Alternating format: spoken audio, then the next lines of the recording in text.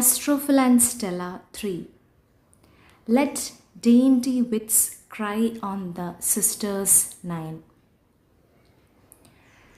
Let dainty wits cry on the sisters 9, that bravely mask their fancies may be told, or Pindar's apes flaunt they in phrases fine, enambling with pied flowers their thoughts of gold.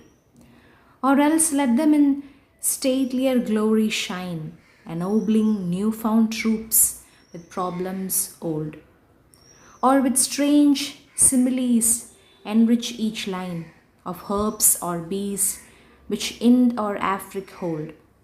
For me, in sooth, no muse but one I know, phrases and problems from my reach do grow, and strange things cost too dear for my poor sprites.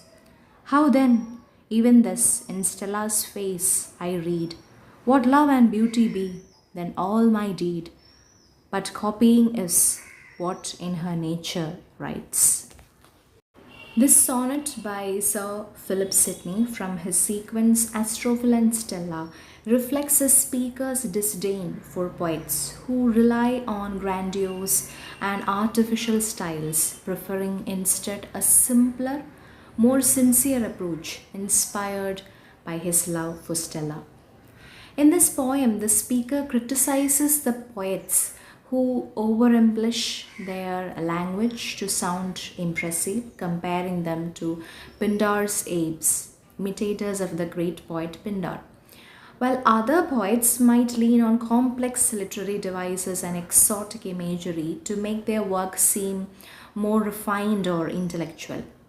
The speaker confesses that he is content with a single inspiration, Stella. His muse does not demand complex or exotic phrasing. He only needs to look at Stella to understand love and beauty. For him, writing is simply a matter of copying the perfection he sees in her. The speaker begins by referencing poets who rely on the traditional nine muses for inspiration, covering their ideas in a mask of flowery and elaborate language.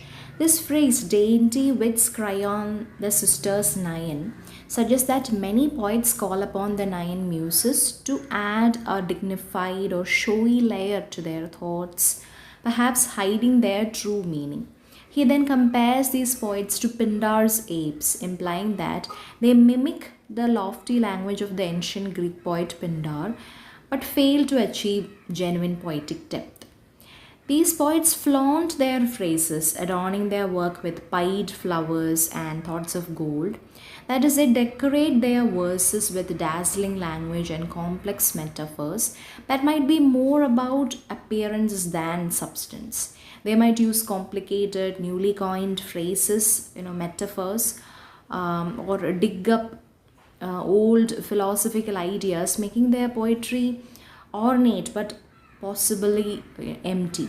Similarly, they add strange similes of herbs or bees from exotic places like India or Africa, enhancing their lines with unusual comparisons that sound impressive.